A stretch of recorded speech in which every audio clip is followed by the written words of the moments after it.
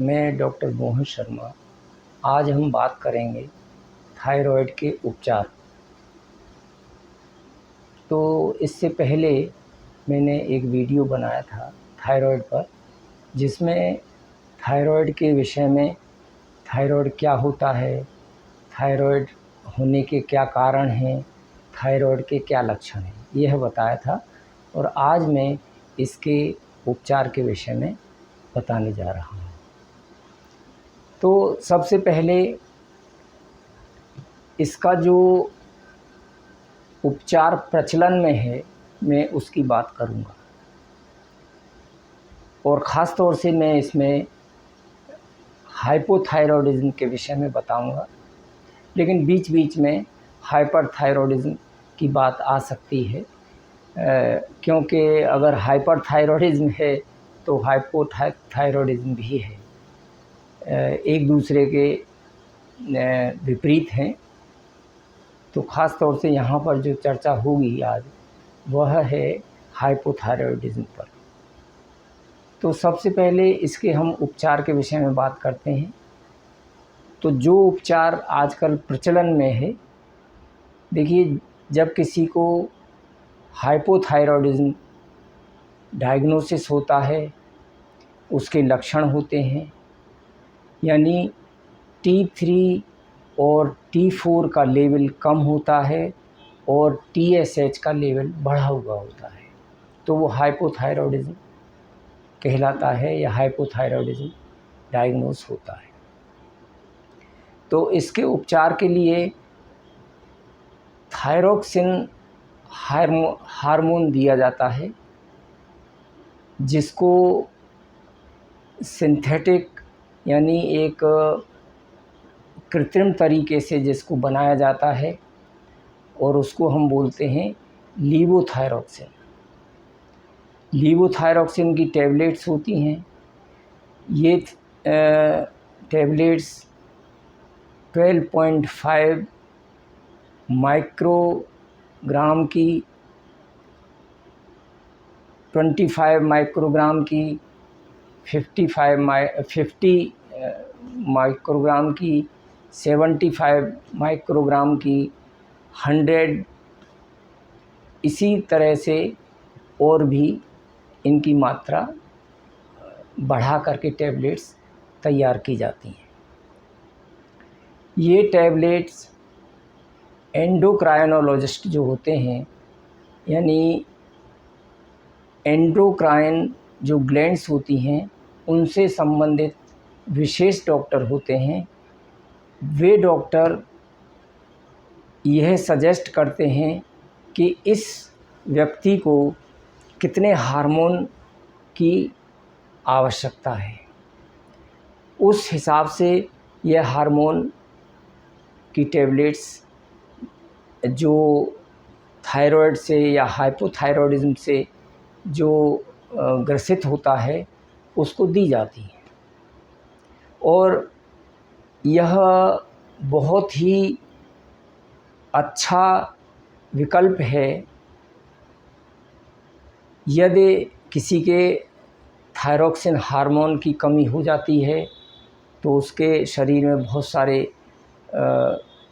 उसके दुष्प्रभाव होते हैं। तो हम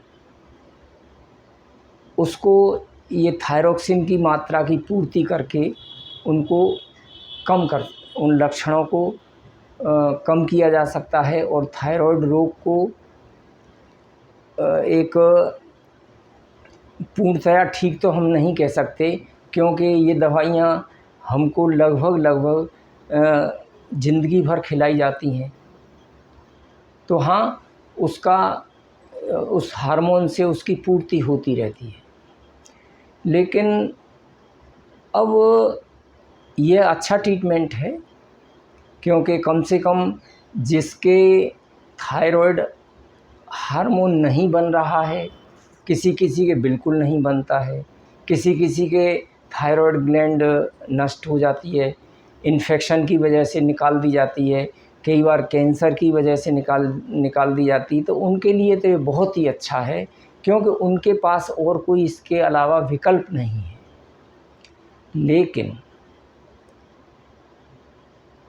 यदि किसी के थायराइड ग्लैंड भी है,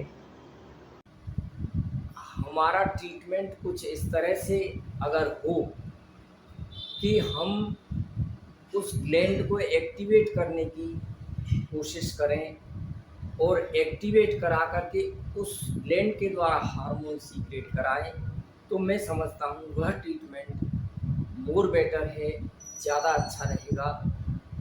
क्योंकि यदि हम हार्मोन प्रिपरेशन जब देते हैं तो हमारी ग्लैंड, थायराइड ग्लैंड, वो हार्मोन बनाना बंद कर देती है। वह कोशिश ही नहीं उसके द्वारा की जाती है, क्योंकि जब उसको ऊपर से हार्मोन मिल रहा है तो हमारे जो बॉडी का नेचुरल प्रोसेस है वह उसको बनाने के लिए प्रयास नहीं कर पाता। तो हम यहाँ पर कुछ इस तरह के, और दूसरा ये है कि इन हार्मोन्स के बहुत सारे साइड इफ़ेक्ट्स भी होते हैं। तो यहाँ पर हम कुछ इस तरह के ट्रीटमेंट की बात करेंगे कि जिसमें हमें हार्मोन प्रिपरेशन ना देनी पड़े और थायराइड ग्लैंड का जो रोग है यानी हाइपोथायराइडिज्म वह ठीक हो जाए।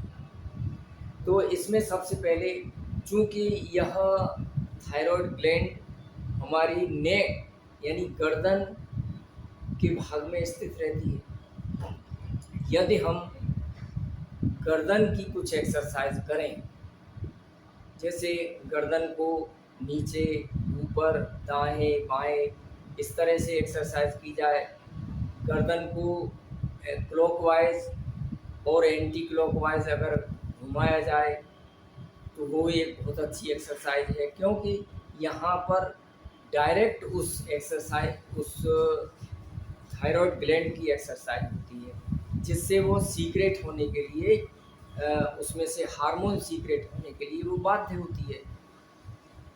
दूसरा एक है एक्यूप्रेशर का कुछ पॉइंट्स हैं। तो एक्यूप्रेशर में क्या होता है कि जैसे ये जो भाग है इसको हम नेक का भाग मान के चलते हैं, और इसको इस तरह से इसको हम रब करते हैं और यहाँ पर इस पॉइंट्स को इस तरह से इस पॉइंट पर प्रेशर देते हैं। यह लगभग 5 से 10 बार हम प्रातः और सायं ये कर सकते हैं और इसी तरह से हम प्रेशर दे सकते हैं। अब आती है कुछ मेडिसिन की बात। लेकिन वो मेडिसिन तो क्या है, एक तरह से वो फूड ही है, वो हमारे सामान्य खाने में प्रयोग की जाती हैं चीज़ें। जैसे कुछ लोग धनिए का प्रयोग करते हैं, लेकिन धनिए का प्रयोग किस तरह से करना है वो ख़ास तौर से इसमें मायने रखता है। इसके धनिए को 2 प्रकार से प्रयोग किया जा सकता है। एक तो धनिए की चटनी बना करके, धनिए की चटनी बना लें। चटनी मीन्स उसको पीस लें, पीस करके 1 चम्मच धनिए की चटनी को आधे गिलास पानी में, गुनगुने पानी यानी गर्म पानी में उसको घोल लें, उसको मिला लें और धीरे धीरे सिप करके उसको पी लें।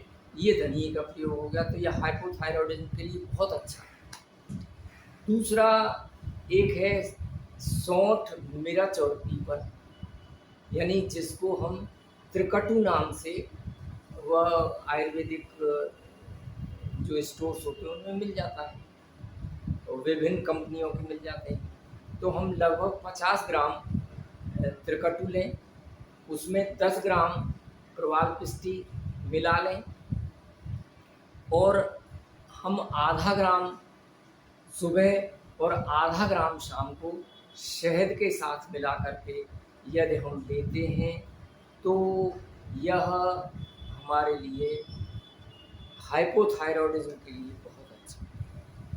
दूसरा एक प्रयोग है जिसमें कि कांचनार गुग्गुल, कांचनार गुग्गुल की 2 गोली सुबह और 2 गोली शाम को,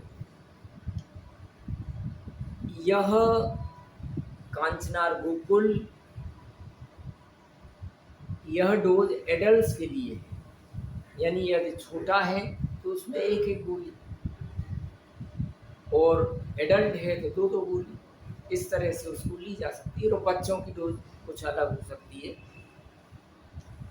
तो इन चीज़ों को अगर हम लेते हैं तो हमारा निश्चित रूप से हमारी जो थायराइड ग्लैंड है वह थायरॉक्सिन हार्मोन को सीक्रेट करने लग जाती है और हमारा रोग निश्चित रूप से ठीक हो जाता है। इसी के साथ थैंक यू, धन्यवाद, जय हिंद, जय भारत।